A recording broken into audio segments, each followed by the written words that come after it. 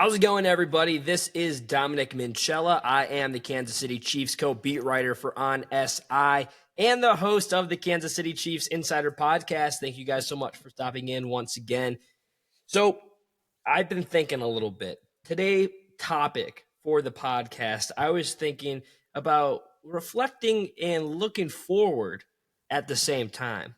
Because if you think about it, the NFL is closing in on it the back end of the season. For fans, they're definitely counting the games that they have left supporting their favorite teams.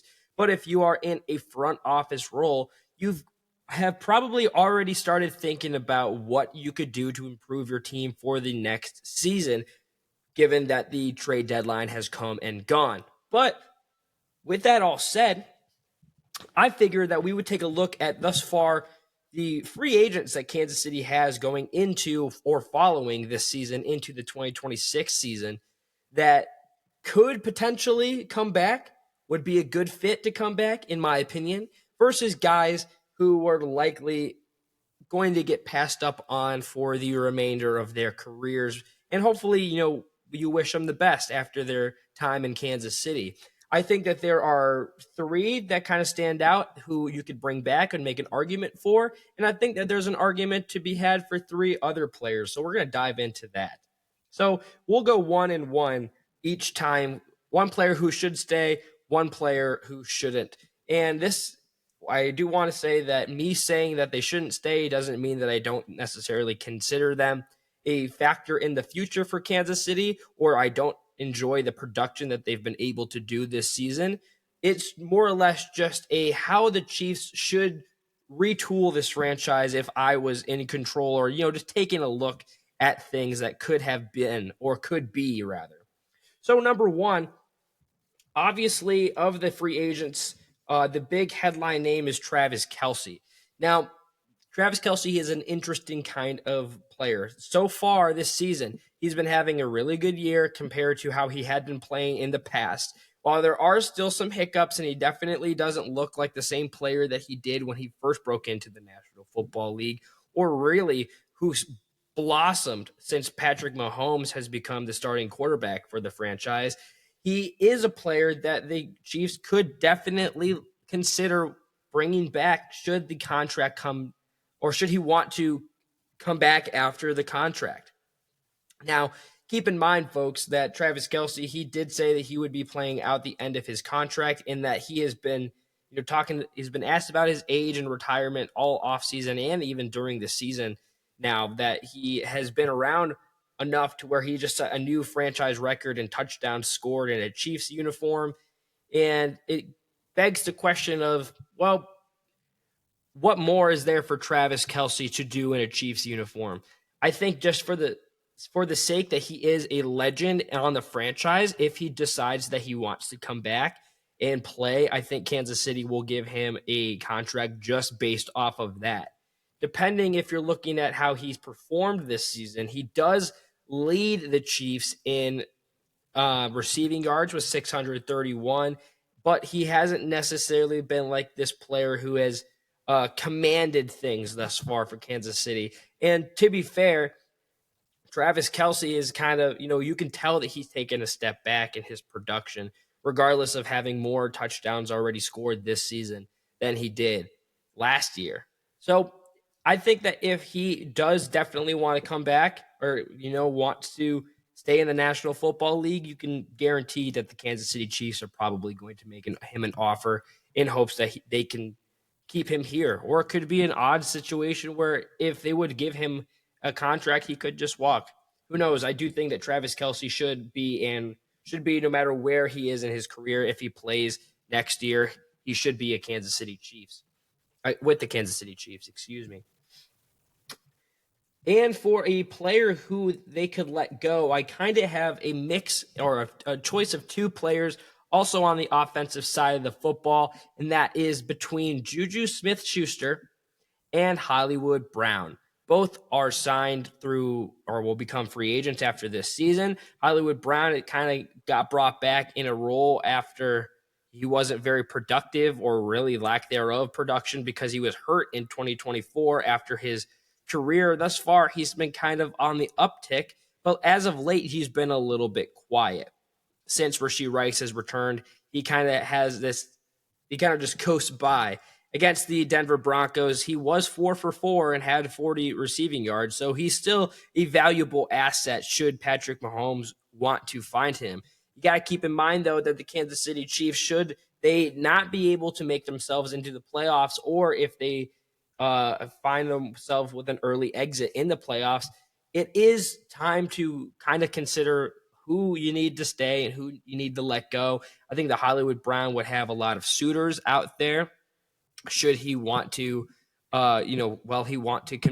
continue his season. I think that if anything, this season has just proven a lot that he has the ability to still play. He's averaging over 11.3 yards per catch. He's got 4 touchdowns, which is the tied for the most for the Kansas City Chiefs on the receiving end of the ball. I think that him or Juju could be players that you could look elsewhere if you want to, because you also got to keep in mind you've got a young receiving core. You've got the likes of Nico Remigio, who could also be a player who steps up for you. You also have players that have yet to really make an impact this season, i.e. Jalen Royals, who you just drafted as a 4th-round draft pick earlier this season. He's a guy that, he's had high comparisons to Rashee Rice. Potentially, they are looking elsewhere in that regard to kind of shift from a veteran-type role in the receiving side of the football to a rookie-type role. I think that both Juju Smith-Schuster or Hollywood Brown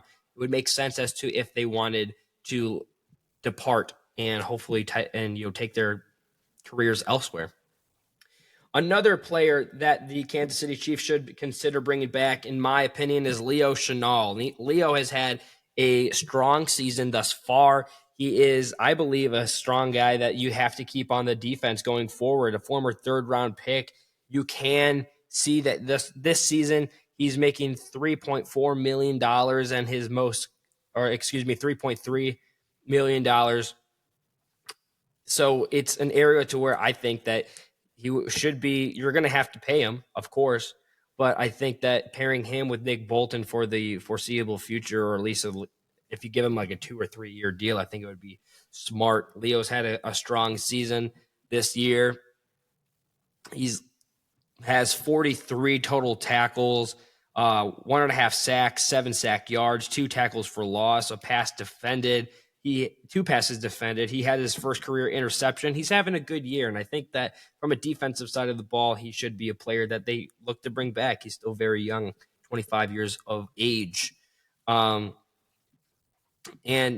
think that you could potentially lose out on Drue Tranquill, who's also a free agent at season's end, but you have to have some reassurance in that linebacker room along with Nick Bolton. So I think it would make sense as if they were to bring back a linebacker between the two of Leo Chenal or Drue Tranquill, you're going to go with a younger guy. Another guy that I think that the Kansas City Chiefs would be fine letting go is Bryan Cook. Safety, while he has stepped forward in a role for Kansas City this season after losing Justin Reed, I think that there is a big market for Bryan Cook. In fact, according to SpotRack.com, his market value currently sits at $14.2 million a season, which he would be increasing a lot. He's not even making a whole lot this season. This year, the market value that they see him at is at 4 years, $56.8 million, with an average salary right now for him. He's making 1.4. He would jump that up over 10 million. I think that if they were to pay a guy like Leo Chenal or look elsewhere, I don't think that they would put money towards Bryan Cook, especially with the young guys that you've got in that room. Kevin Knowles, he's a very young guy who's been able. I think that they're pretty high on him. You've got Noel Williams, who can do multiple things. Who knows what they're going to do with Christian Fulton? Perhaps he slides into different roles for them in the future. Should they want to keep him? And I believe that Jaden Hicks is a player that could easily step up in the future. And lastly, for a guy that I think that they should bring in, or for at least another season, is Tyquan Thornton. He has proven to you to be a very deep ball asset type of player. He's got speed. He has anything that Kansas City has been wanting to or have asked of him, he's been able to do. I think that if anything, he's a player to bring back for the wide receiving room. It stays within the narrative of younger players while he is 25 years old and going to turn 26 come next year. He's having the best year of his career, and a player that I think that head coach Andy Reid, Patrick Mahomes, and general manager Brett Veach would be more than confident bringing him into the franchise for a little bit longer than a season. And this one might be a little bit controversial in my opinion. I've talked about it, at least from what we've seen this season. I believe that a player that they should feel free to let walk this season is running back Isaiah Pacheco. I know that there is a lot of fans who love Pacheco, but just in terms of this season and last, he hasn't been able to stay healthy. And even when he is healthy, he hasn't been as productive as he was when he first started off with the Chiefs organization.